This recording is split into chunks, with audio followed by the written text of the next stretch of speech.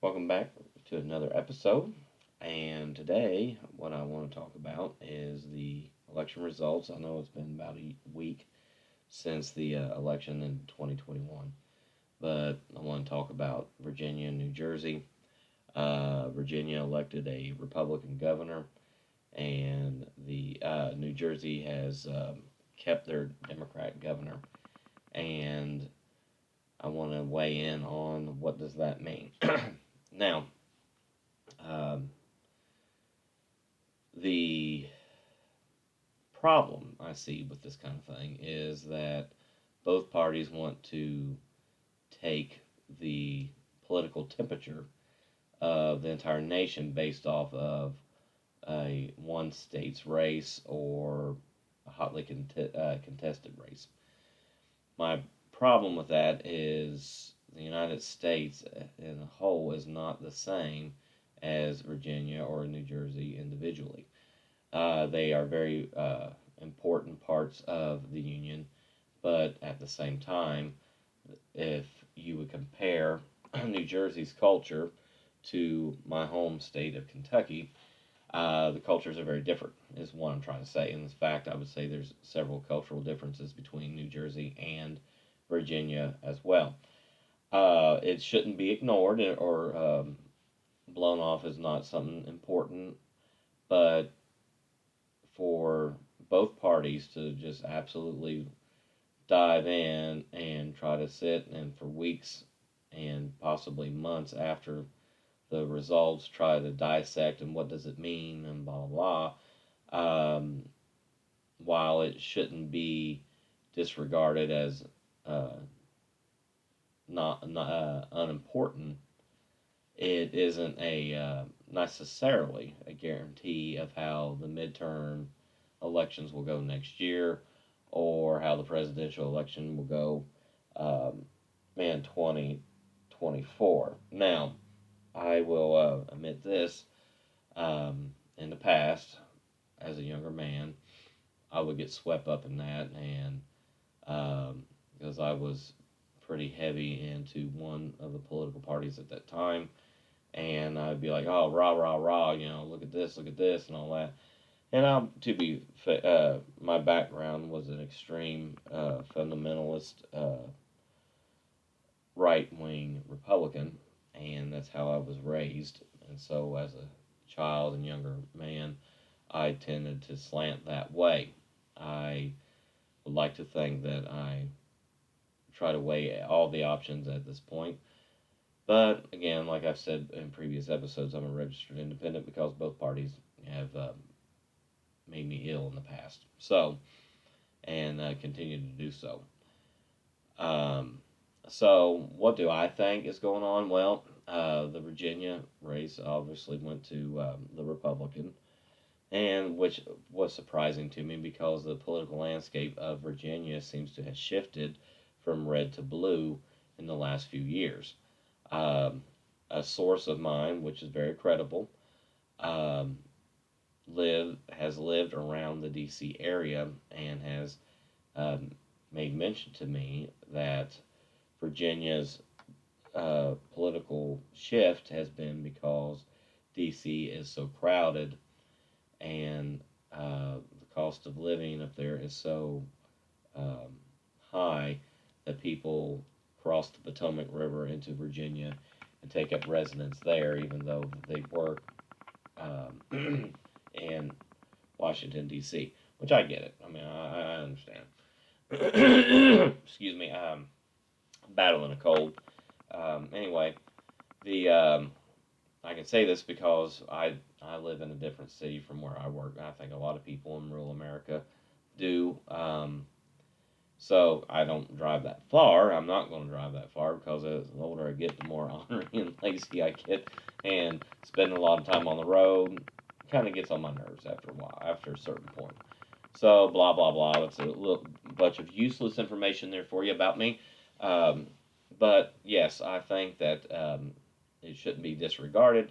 But the one side, the Republicans winning the Virginia governorship, um, yeah, they were crowing about it, continuing to crow about it, and I mean, I guess that is kind of a big deal.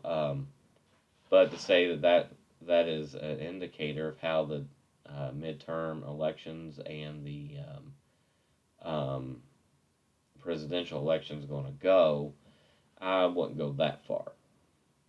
It could be an indicator of Virginia's internal state, political state, or not state, but their current attitude and I can't find the word here. But anyway, what I'm trying to say is back years ago, Kentucky was always a very stubborn state when it came to local elections. It was always blue. Um, in fact, when as a child, when my family moved here, um, it was always if I mean a Republican never won anything. They had one Republican senator, Mitch McConnell, back in those days, and I think they had one or two Republican congressmen. Now, this is back in the days when Kentucky had eight congressional districts. Now there's six. Um, anyway, so blah, blah, blah. Um, and so things began to start shifting in the 90s. Um, more Republicans started being elected to Congress, and even at one point, Louisville, which is its own congressional district of Congressional District 3, actually had, I know once, possibly twice, actually elected a Republican. So my uh, thing is the, um, the political climate. That's the word I was looking for. The political climate here in the Commonwealth of Kentucky began shifting back in those days. And yes, we have a Republican uh, General Assembly, and we have a um, Republican cabinet, if you will. Our governor is a Democrat, but that is not an indication of the way that gubernatorial election did not reflect how the 2020 election was going to go at all. There was crowing when Governor Beshear won that Kentucky has seen the light, they're coming back, blah blah blah. No, Governor Matt Bevin was very unpopular over certain things. I have my own opinions as to what happened. Maybe on another episode, I might explore these ideas. I don't know, but it's irrelevant now. It's water on the bridge. He got voted out because he made a lot of people in the Commonwealth unhappy, and so um, with some of his behavior and some of the things that he did and said, and so blah blah blah.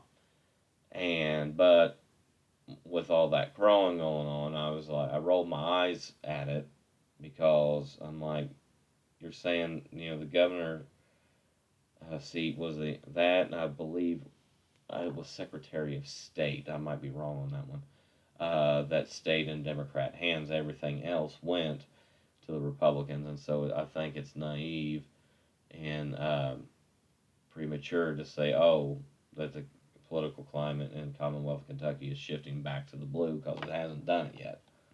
Um, it may eventually. I don't know. Time will tell. Time changes everything. But I'm said all of that to say that there might be political um, landscape shifting going on in Virginia. I don't know. But I will say this: I do find it interesting that New Jersey was as close as what it was. I believe the last Republican governor they had was Chris Christie, and at first he was well liked, but then his popularity fell off, and a Democrat has held it, I think, ever since he left office. Anyway, point being, New Jersey is usually a blue state, it seems, and so um, from what I have paid attention, they seem to be comfortably in the blue column. So, um, you know, to say, oh, well, that race there being as close, it would be more um, of worthy of political scrutiny. Well, they both are. I mean, they're both very important. I'm not trying to disregard Virginia or any state's election outcome at all, but they they merit attention. But to go off the deep end like most of the political parties do after an election, like okay, Donald Trump lost the 2020 election, and the Republicans are like, oh, we gotta gotta explore the fraud theory or the um, we've got to reevaluate where we went wrong. You're not going to win every election, and both parties need to understand that. And the White House does change hands, and probably more than the Congress does. But still, um, to say that that is an indicator of what's going to happen in a presidential election, midterms might be a little more realistic because, I mean, what my experience has taught me is that people pay far more attention to Washington than they do at their home, meaning voters are more likely to get out on a national election than they are for statewide. A lot of people don't like voting in local and statewide elections, so and that's a problem. That's a pet peeve of mine. Every election is very important. I believe, and it's your duty to vote.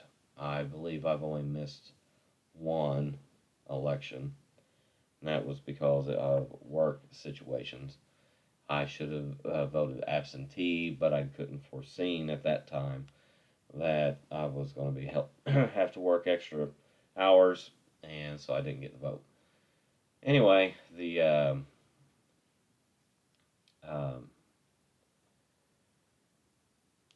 I'm sorry, I'm having a trip down memory's lane while I'm trying to talk to you, and that's not good. Getting sidetracked, but anyway, so these elections are important, and I do find it interesting. But to say, oh well, you need to just give up one party or the other for next year's midterm, no. We'll know what happens when it gets here. I do think each state needs to do a better job with their elections for election integrity's sake. But you know, I don't like this idea of making a federal issue. Elections have always been a state issue, and I tend to lean toward the part of keep things closer to home, and you can keep a better eye on things, and better there, ergo, better control of things. That's just my personal opinion. Now, I will say that the I do love the political landscape, and I do like watching this stuff and seeing how things go. I have my own theorizing and all that, philosophizing. It's all fun and great, but at the end of the day, you really polls are nice, but they're not really. I've lost faith in polls as of years ago. I pretty much they're a reference. They've always only ever been a reference point, not a complete set in stone indicator of what's going to happen in an election. Sometimes they've been right, sometimes they've been wrong.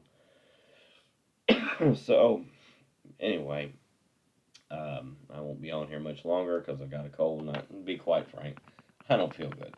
Anyway, so got that. The new James Bond movie. Changing gears here on you. The new James Bond movie wasn't bad at all. It wasn't bad. Me and my wife went and saw it in the theater here in the city we live in, and it wasn't bad. It was interesting how, to me, it seemed like it kept throwing new twists and new angles and stuff. And it kept things interesting, and which I really like. That I don't like complacency and being like, okay, this is what's going to happen, and you within 5 minutes you already know what's going to happen in the movie. While that's not bad on some things, when it, a lot of movies I don't care for that. I like being surprised. I like seeing how they're going to spin the story, how they're telling the story, and the different unexpected things that they throw at you. But that's just my own opinion, and that's what this is here is opinion. So anyway, I guess that's enough for today. I hope you guys stay great. I hope you have a great day, and remember, your voice matters. You matter. Make your voice heard. Bye for now.